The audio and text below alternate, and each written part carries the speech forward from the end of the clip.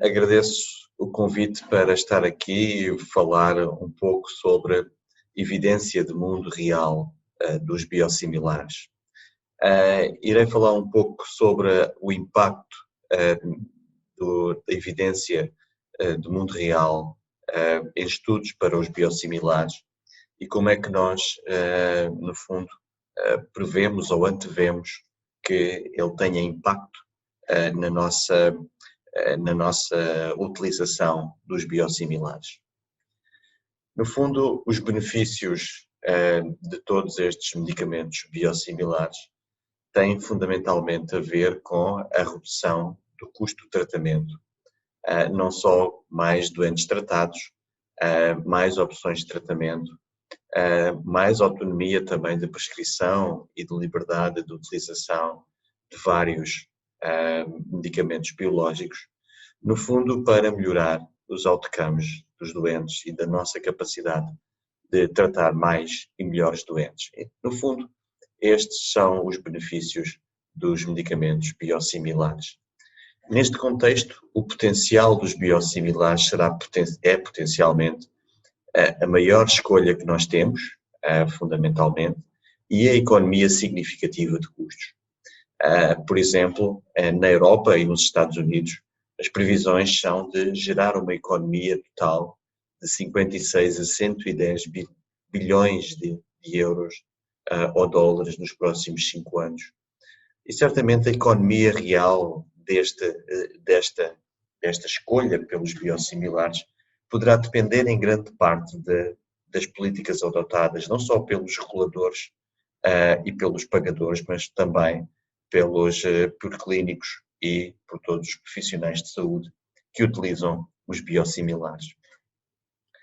Então, quais são os fatores que afetam significativamente a nossa escolha pelos biosimilares ou a entrada dos biosimilares nas nossas escolhas terapêuticas?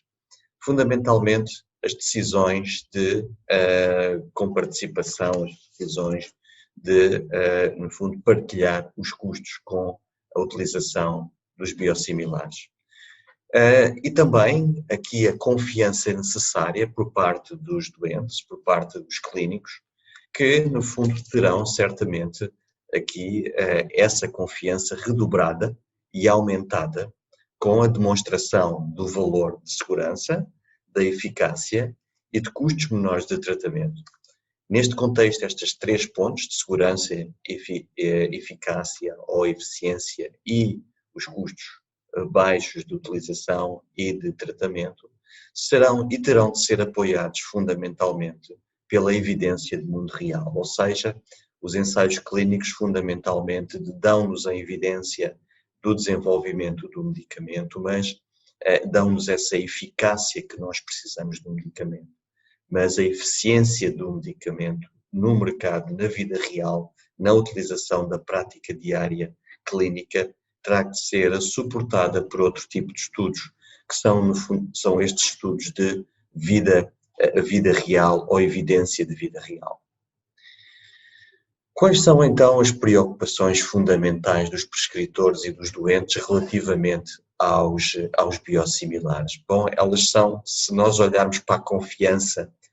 tanto na segurança como na eficácia, fundamentalmente do ponto de vista científico, aquilo que nos preocupa mais é sempre a resposta inadequada do sistema imunitário do doente a esta transição do medicamento inovador para o biosimilar. E no fundo, esta experiência, esta baixa experiência de transição, que muitas vezes erradamente pode ser dita como switching, e switching tem aqui, ou mudança, tem aqui uma conotação diferente para muitos clínicos, que é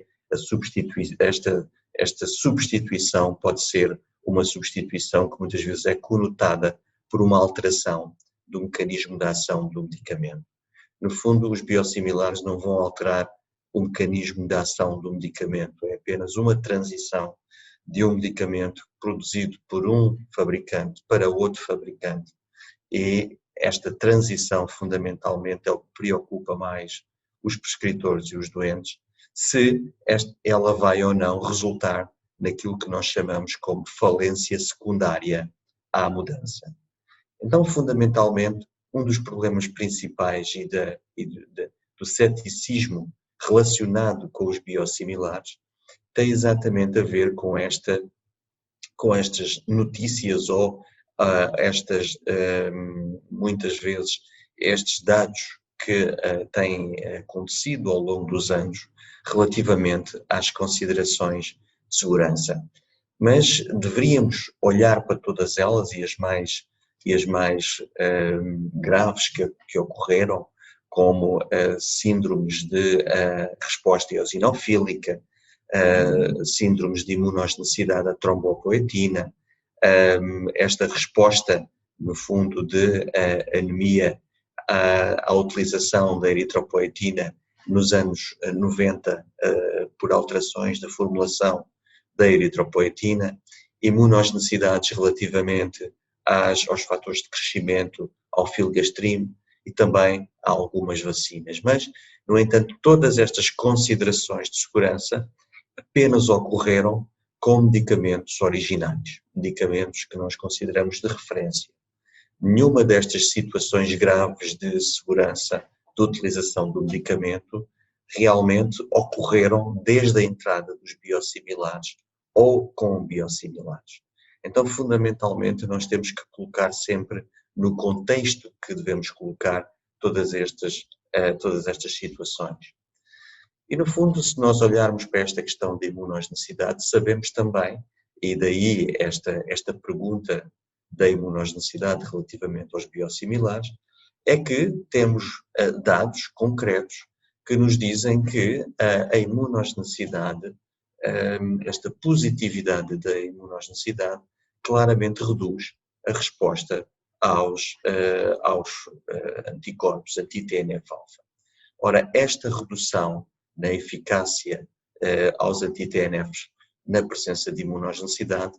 é uma das causas principais que nos leva aqui a ter algumas considerações de que a imunogenicidade terá de ser avaliada não só durante o desenvolvimento clínico dos biosimilares em fase 1 e fase 2, mas também quando o medicamento está em utilização em vida real. E, portanto, todos estes estudos de avaliação terão de ser conduzidos e, no fundo, esta avaliação, neste contexto de imunogenicidade, também deve ser conduzido em vida real. No fundo, quando nós falamos nesta transição ou neste switch, e aqui switch eu gostaria que fosse conotado apenas com a transição de um medicamento que tem exatamente o mesmo tipo de mecanismo de ação para um biosimilar, no fundo é o tratamento ou o procedimento que nós fazemos sempre que há uma resposta inadequada ou intolerada através de, muitas vezes, de uma resposta que não é a melhor em termos de eficácia clínica para outro medicamento biológico. E, no fundo, este switch está suportado com muitos ensaios clínicos randomizados e que mostram claramente que os biosimilares aprovados em doenças inflamatórias não mostram diferenças de imunogenicidade. E neste trabalho que nós fizemos recentemente, mostramos exatamente isso, que para as diferentes classes de medicamentos biológicos e biosimilares em reumatologia, quer eles sejam, no fundo, etanerceptos, quer sejam infliximabs, quer sejam adalimumabs, a comparação do desenvolvimento clínico e que pode suportar esta transição por decisão médica, mostra que a imunogenicidade é muito semelhante das diferentes classes dos medicamentos biológicos anti-TNF-alfa entre uma transição do medicamento original para o biosimilar. Claro que há diferenças de imunogenicidade entre as diferentes classes, como nós vemos aqui o adalimumab mais imunogénico muitas vezes que o próprio infliximab e o etanercept com uma baixa imunogenicidade ao longo de um ano. E, portanto, claramente o suporte científico do desenvolvimento do medicamento biosimilar assenta nesta avaliação da imunogenicidade. E, no fundo, as diferenças também de imunogenicidade não se fazem sentir com as novas formulações de adalimumab. E, portanto, nós temos várias formulações de adalimumab biosimilar no mercado, mas nós não vemos diferenças em termos de desenvolvimento clínico e que depois vão suportar os estudos de evidência em vida real. Nós não vemos alterações ou diferenças entre as diferentes classes de medicamentos biológicos, caso eles sejam adalimumab, quer sejam também infliximab ou etanercept. E, portanto, estas proporções que nós temos observado, no fundo, vão se traduzir também nos diferentes estudos de vida real e de acompanhamento para o desenvolvimento destes ensaios de imunogenicidade e avaliação da imunogenicidade. O que nós temos visto ao longo dos anos é que, claramente, para todos os anti-TNF-alfas, que nós temos mais experiência agora, quer ele seja adalimumab, infliximab, neste caso em doenças reumáticas ou mesmo em psoríase, o que nós vemos em doenças artríticas é que temos um aumento considerável desde 2010 do número e da quantidade de ensaios, estudos clínicos, tanto estudos clínicos de desenvolvimento dos biosimilares, mas também medicamentos que foram estudados depois em vida real. E, portanto, tanto para o adalimumab como para o infliximab, nós vimos que este aumento do aumento do número de estudos e dos doentes com imunogenicidade tem sido cada vez maior. E, ao mesmo tempo, também uma grande amplitude e uma grande quantidade de novos ensaios de imunogenicidade que nos últimos 6, 7 anos, por causa da entrada dos biosimilares, realmente têm vindo a trazer mais quantidade de informação para os estudos de vida real em termos do desenvolvimento de imunogenicidade, não em ensaios clínicos randomizados, mas em estudos correntes de avaliação da utilização dos biosimilares em vida real.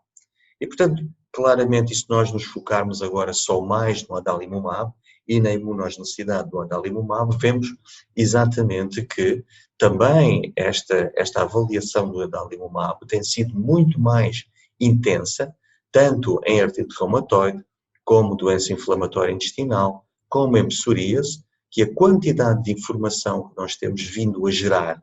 para várias metodologias de avaliação da imunogenicidade, devido à entrada dos biosimilares, e claramente até 2011, 2012, nós tínhamos muito poucos dados de imunogenicidade em vida real da imunogenicidade do adalimumab, mas devido à entrada dos biosimilares, claramente temos vindo a ter muito mais estudos de imunogenicidade, muito mais tecnologias de avaliação da imunogenicidade, não só em comparação do biosimilar com o original, mas também nos estudos de farmacovigilância e de avaliação do comportamento destes biosimilares em vida real. Ora, neste contexto, a experiência europeia já nos mostra que nos últimos 10 anos a experiência é muito positiva, ou seja, nós não vemos em estudos de vida real um aumento que seja realmente preocupante ou diferente daquele que existe para os medicamentos originais ou de referência. E, portanto, nos últimos 10 anos, na Europa, claramente, o comportamento de imunogenicidade dos biosimilares em vida real, comparativamente aos medicamentos de referência, tem sido muito semelhante.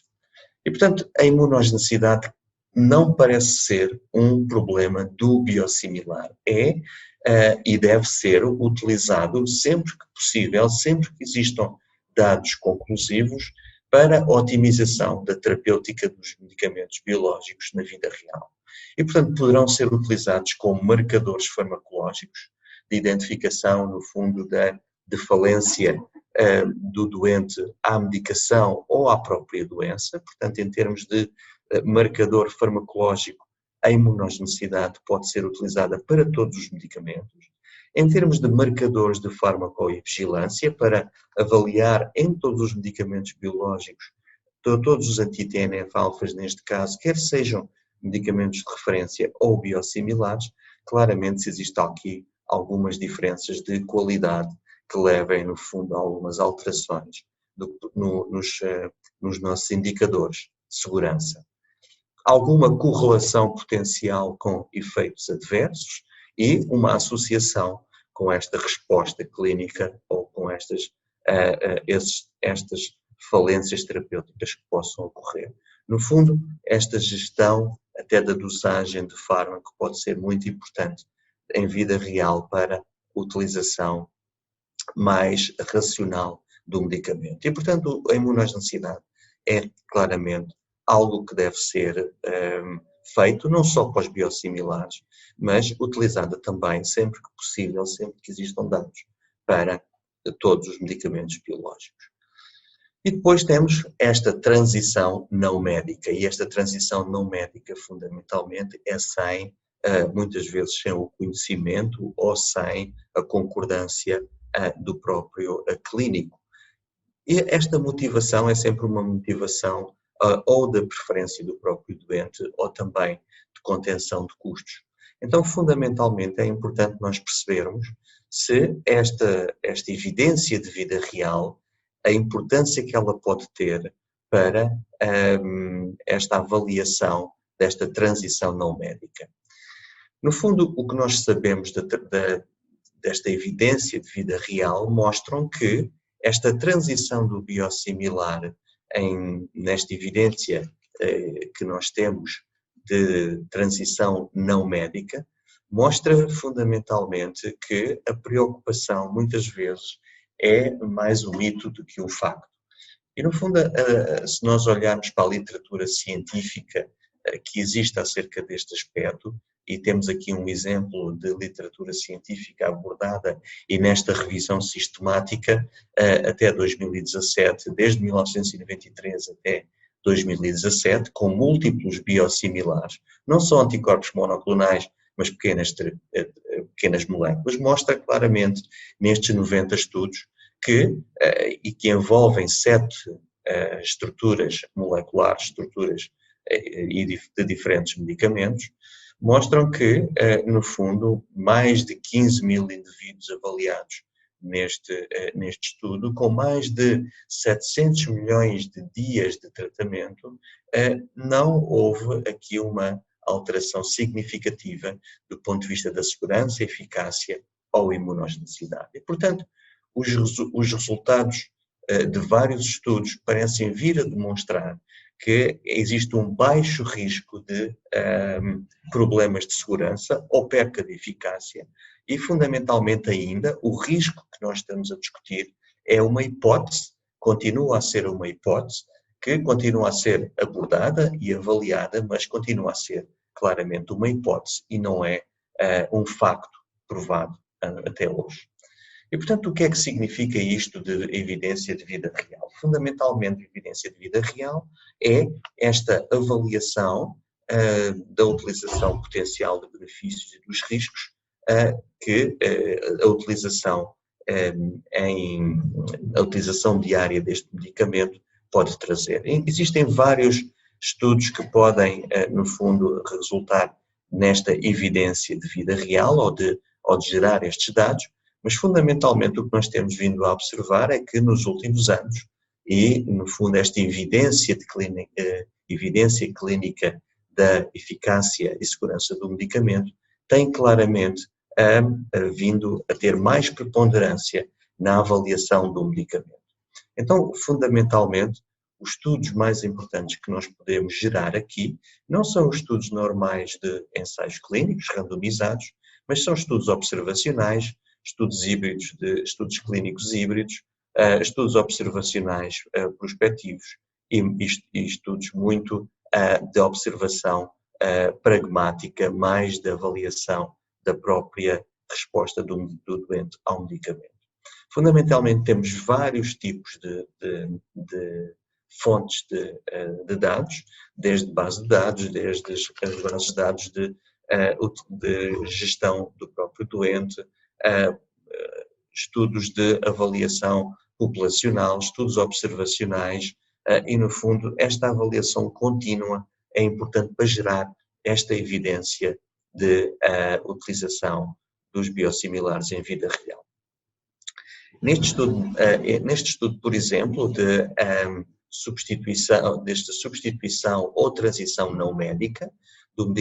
medicamentos originais TNF-alfa para os biosimilares, se nós compararmos aqui os estudos clínicos randomizados com os estudos de evidência em vida real, vemos que, claramente, para os anti-TNF-alfas, temos evidência de desenvolvimento clínico do infliximab, do adalimumab ou do etanercept, mas os estudos de evidência em vida real mostram uma maior preponderância do infliximab, e claramente porque temos mais experiência de biosimilares, mais tempo de utilização dos biosimilares do infliximab no mercado, mas fundamentalmente eles estão aqui muito preponderantes no infliximab e no etanercept. Vemos também que neste estudo de avaliação desta transição não médica, os dados que nós temos de avaliação de vida real é que a duração desta avaliação é mais preponderante. O número de estudos que avaliam esta evidência estão mais focados em estudos curtos de avaliação com menos de 12 meses. E vemos aqui nos estudos clínicos é praticamente a mesma coisa, 82% dos estudos avaliados nesta revisão sistemática mostram que eles estão concentrados numa avaliação com menos de 12 meses, nos estudos de vida real um pouco mais de 12 meses, cerca de 32% dos estudos têm esta avaliação com mais de 12 meses de duração do estudo. Em termos de, no fundo, desenho destes estudos de transição, comparativamente aos estudos clínicos randomizados e os estudos de evidência em vida real, mostram fundamentalmente que, no fundo, há maior randomização, maior controlo e maiores estudos de avaliação da imunogenicidade nos ensaios clínicos, comparativamente aos estudos de evidência em vida real. Portanto, existe aqui, do ponto de vista deste biomarcador, ou deste marcador de comportamento clínico dos biosimilares em estudos de vida real, com uma diminuição da utilização da imunogenicidade.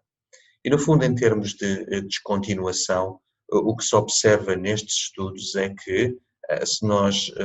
avaliarmos a descontinuação nos doentes que mantêm o tratamento com o medicamento de referência, comparativamente aos doentes que continuam com o biosimilar, portanto, a comparação entre a percentagem de descontinuação dos doentes em tratamento é relativamente semelhante entre aqueles que continuam com o medicamento original e com o biosimilar.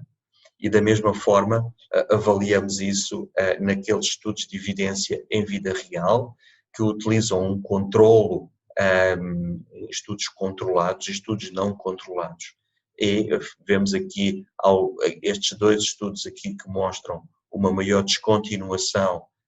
nestes estudos controlados de evidência de vida real com biosimilares, mas fundamentalmente são estudos que tiveram aqui algum recrutamento de doentes e utilização de mecanismos de avaliação do biosimilar que implicava claramente aqui o efeito nocebo. No fundo, esta implementação dos estudos de vida real e a importância que eles têm para o switch é muito elevada e, fundamentalmente, nós temos aqui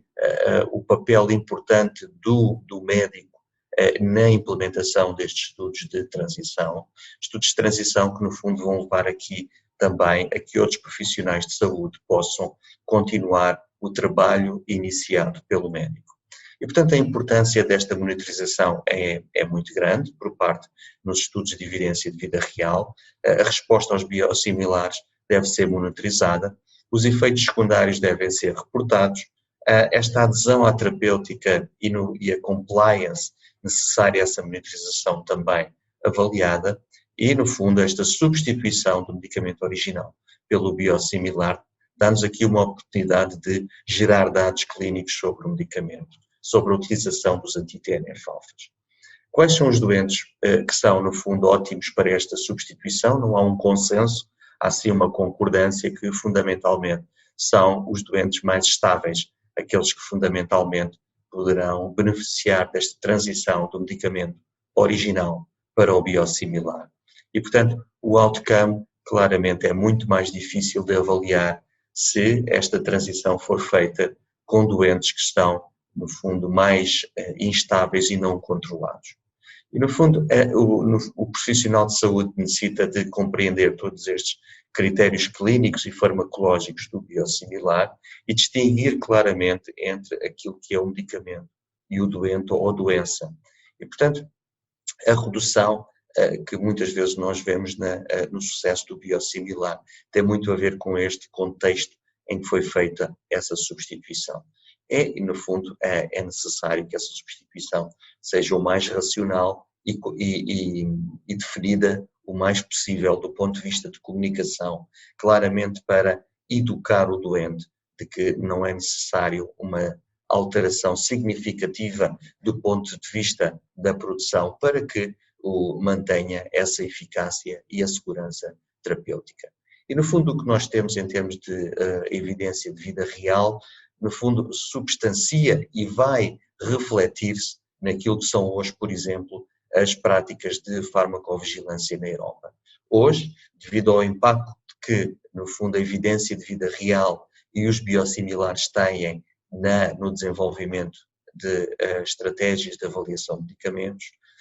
dão-nos estes pontos essenciais de farmacovigilância, que é uma avaliação da imunogenicidade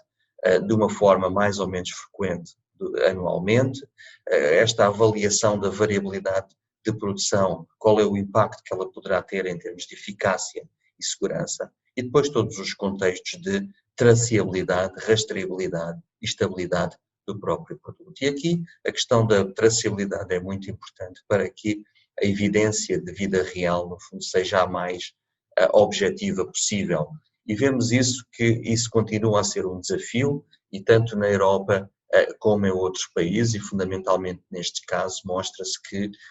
no caso de todos os medicamentos biológicos, a traceabilidade ainda não é ótima, porque muitas vezes ainda estamos a ter uma traceabilidade que é reduzida pela não identificação de lotes que são reportados na farmacovigilância europeia. Portanto, ainda temos um caminho a andar, mas é um caminho que realmente está a dar frutos. E, no fundo, esta gestão do risco deve resultar, então, dos estudos de evidência de vida real e deve incluir informação no fundo, de segurança e eficácia do medicamento,